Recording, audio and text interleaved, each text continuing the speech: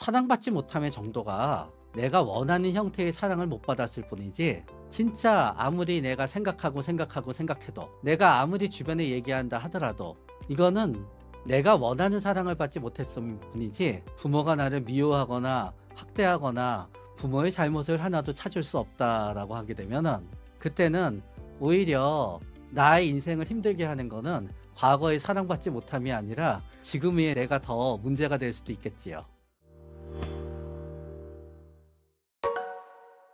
사랑받지 못함의 강도와 빈도에 따라 달라지게 되는 거예요. 어떤 사람한테 사랑받지 못하면요, 맨날 맞고 맨날 욕먹고, 성인이 되면은 맨날 부모님이 돈 뜯어가고 담보 세워서 빚쟁이로 만들고, 그분은 절대로 행복하게 살아갈 수가 없지요.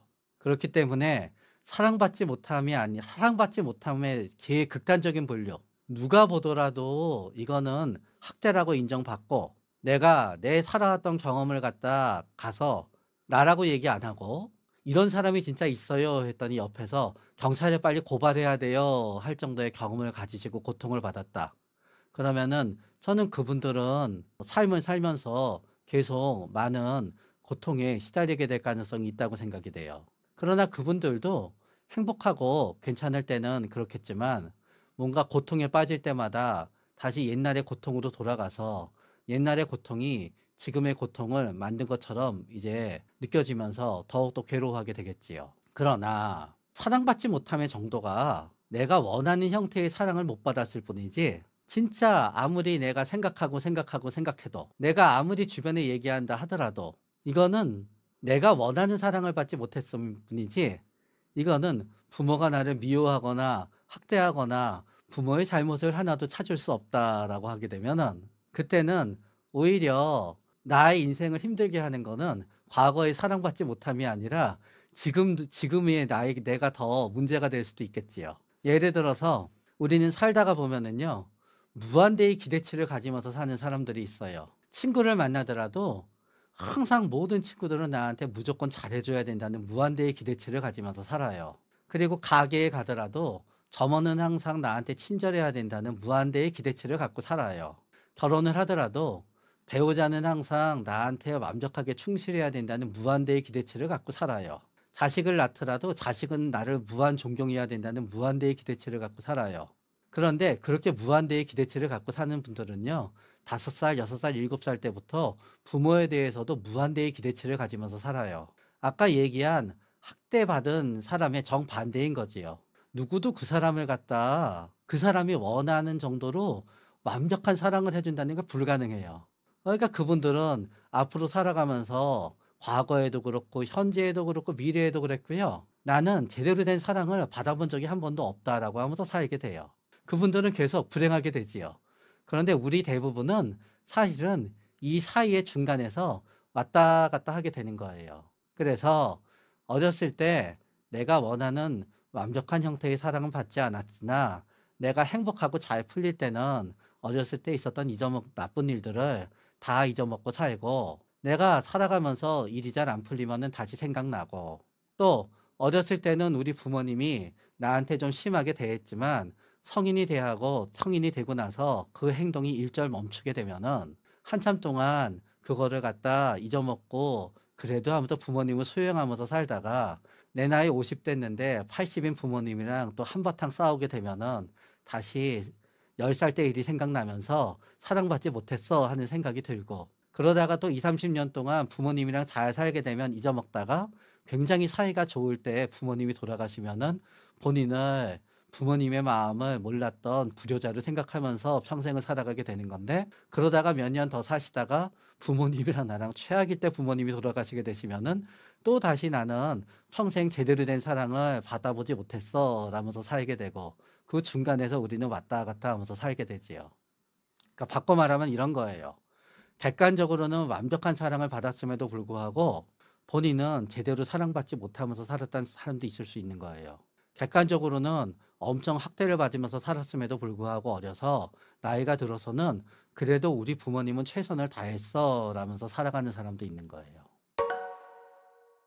네, 현재가 행복하면은 대체적으로 과거는 잊어먹고 살아요. 평생 불행한 일만 생각하고 살았다고 하지만 내가 불행했던 일을 생각하는 날을 뽑아 보면은요. 절대로 365일, 365시간, 365일 24시간일 수가 없어요.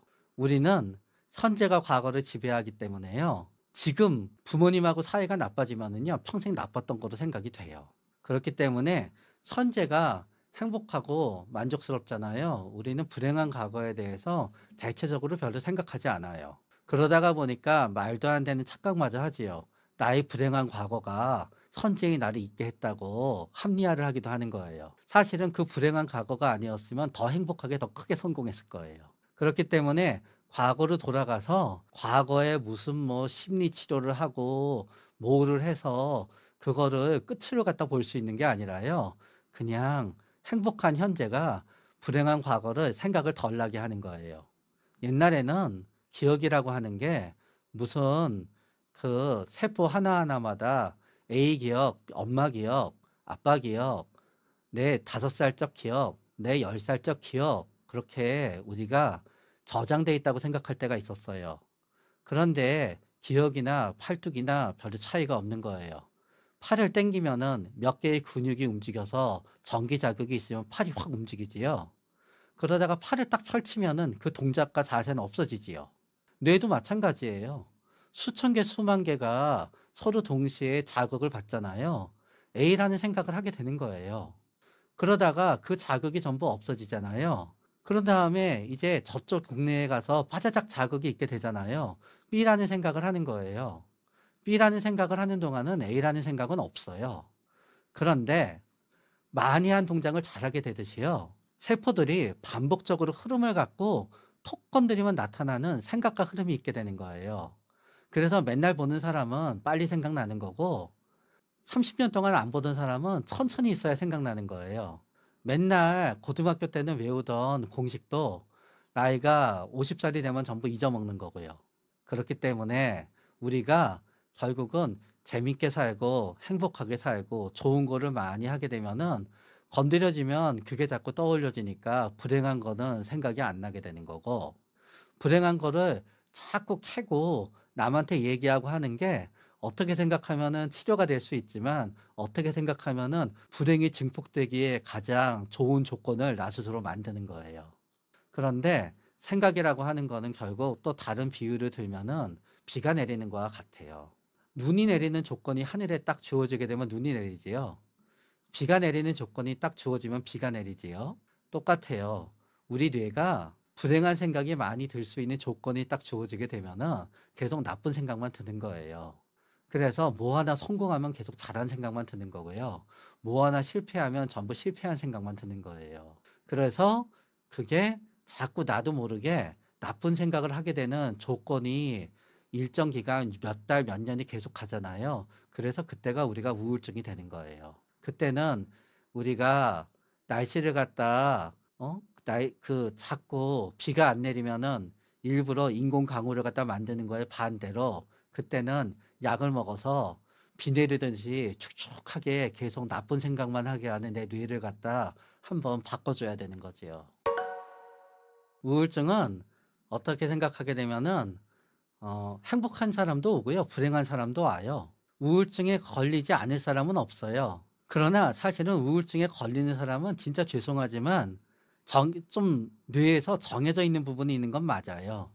전 국민의 한 60에서 70%는 N시간에서 우울증에 걸리지 않는 뇌를 갖고 있어요. 적게는 20, 많게는 40%, 평균 30% 내외는 우울증에 걸리게 돼요. 그런데 때때로는 모든 만사가 일이 잘 풀리는데 왜 이렇게 의욕이 없지? 왜 이렇게 기운이 없지? 왜 이렇게 재밌는 게 없지? 왜 이렇게 맨날 짜증이 나지? 왜 이렇게 맨날 술만 먹지? 왜 이렇게 맨날 단 것만 먹어서 살이 찌지? 하는 식으로 본인은 만사가 안 풀리는 몇 개월을 보내게 되는 거예요. 그러나 나한테 우울증이 찾아왔을 때 불행이 같이 찾아오게 되면은 굉장히 깊고 불행하고 우울하고 그렇게 길게 가게 되는 거지요. 그래서 우울증과 불행이 만나게 되면은 그거는 최악인 거예요. 그러니까 우울증에 걸리고 싶지 않다라고 하게 되면은 가급적 불행을 잘 피하고 내 인생에 계속 장미꽃이 오는 행복이 오는 것도 중요하지만 불행이 오지 않도록 뭔가 그 조심을 잘하는 게 낫겠지요. 우울증을 자가 진단할 수 있는 방법은 굉장히 간단해요. 우울증이라고 하는 거는 몇 가지 범주가 모이게 되면 이제 우울증이 되는 거예요. 그러나 첫 번째로 진짜 오해를 좀 풀어서 설명해야 되는 부분이 있어요. 우울증은 별로 그다지 잘된 번역이 아니에요. 우울증은 그다지 좋은 번역이 아니에요. 우리가 자가 진단에서 우울증을 놓치는 이유는 우울증이 잘못된 번역이기 때문에 우울하지 않은 우울증이 너무 많아서 그래요. 영어로 우울증은 디프레션이에요. 푹 꺼지는 거예요. 푹 꺼지는 거. 실제로 압력을 좀 빼자. 프레셔를 빼야 되니까 디프레션이에요. 경기가 압력이 너무 올라가서 쫙 올라가잖아요. 인플레이션이에요. 물가가 빠지면 디플레이션이지요. 계속 경기가 침체되면 디프레션이에요. 공황은 패닉이기도 하지만 또 반대로 대공황은 또 디프레션이기도 한 거예요. 그래서 디프레션에는 뭔가 딱 깔아지고 잘 안 된다는 의미가 있는 거예요. 그럼 우울증의 첫 번째, 우울한 기분, 슬픈 기분이라고 하지만 이거는 꼭 눈물 흘리고 슬픈 기분이 아니라요. 뭔가 안 좋은 기분이 계속 오래 가게 되면은 이거 역시 디프레션인 거예요. 그리고 디프레션의 가장 커다란 증세 중에 하나는 굉장히 피곤하다예요. 그리고 나서 만사가 귀찮다예요. 게을러져요. 그런 다음에 잠을 자는 것도 우리는 우울증 하면은 잠을 못 자야만 된다고 생각하거든요. 근데 그렇지가 않아요. 우울증일 때 만약에 내가 직장에 안 나가도 되는 1년이잖아요. 나는 늦게 자고 늦게 일어나면서 하루에 12시간, 13시간 더 많이 잠을 자게 될 수도 있는 거예요. 사실은 우울증일 때는 우리가 잠을 못 자는 게 아니라요. 잠을 늦게 자게 될 뿐이에요. 우울증인 동안은 생활의 주기가 바뀌기 때문에 나는 원래 11시에 자서 7시에 일하는 사람이다. 그러면은 죽었다 깨어나도 어떤 분은 새벽 3시에 자서 12시에 일어나는 사람으로 바뀌게 돼요. 그렇게 살면 좋아요. 그런데 그거를 7시에 일어나기 때문에 내가 불면증이 생기게 되는 거예요. 내처 늦게 자고 늦게 일어나도 된다 그랬을 때 디프레션인 대부분의 분들은 불면증이 아니라 늦게 잘 뿐이지 늦게 일어나서 오히려 더 많이 자요. 그러면서 체중도 변하게 돼요. 많은 분들은 체중이 줄기도 하지만 사실은 요새는 체중이 준다는 과거고 요새는 우울증일 때 오히려 체중이 느는 분들이 더 많이 생겨요. 우울증일 때는 먹고 싶을 때 먹고 싶은 거를 먹고 싶은 만큼만 먹을 수 있어요. 우울증일 때는 아침, 점심, 밥맛이 별로 없어요. 저녁까지. 밥은 별로 먹고 싶지 않아요. 그랬을 때 억지로 밥을 먹으면은 배가 아프거나 토하게 돼요. 대신 밤이 되게 되면은 내가 좋아하는 게 과자가 되건 단 게 되건 치킨이 되건 밤에 한 번에 몇 끼를 갖다 한 3끼를 몰아먹을 수 있게 되지요. 어떤 분은 그것도 먹을 수가 없어요. 그러니까 어떤 분은 음료수만으로 우울증을 나는 거예요. 밥 대신 음료수를 먹으면 돼요. 어떤 분은 밥 대신 계속 술을 마셔요. 소주 한 병은 밥 2공기에 해당되는 열량이 돼요. 그것도 바뀌게 되지요. 그래서 결국은 그렇게 되면서 어떤 분은 되게 짜증이 많이 나요. 왜 짜증이 많이 나느냐? 짜증이 많이 나는 이유는 안 돼요, 뭐가 자꾸. 옛날에는 누가 저거 좀 갖다 줘. 그럼 갖다 줬어요. 지금은 생각이 들어요. 아, 저게 왜 나한테 시켜? 짜증이 나요. 옛날에는 누가 나한테 1시간 하소연해도 얘기 들어줬어요. 15분 들으면은 머리가 텅 비어요. 왜 저래? 그리고 우울증의 증세 중에 하나는요, 업무 능력이 떨어져요. 집중이 안 되기 때문에 건망증이 생기게 되고 일을 제대로 할 수가 없어요. 그런 다음에 우리가 우울증의 증상인데 가장 놓치는 거는 여기저기 아프다는 거예요. 허리가 아프든 목이 아프든 머리가 아프든 온몸이 이상하게 타오르듯이 아프든 내가 아파 죽겠는데 병원에 가서 도저히 진단이 나오지 않으면은 우리는 막 그냥 굉장히 통증을 유발하게 되는 엄청나게 많은 무시무시한 병을 생각하게 돼요. 그러면서 이게 우울증이라는 걸 놓치죠. 근데 그렇게 온몸이 아프잖아요. 그럼 마음이 우울해져요.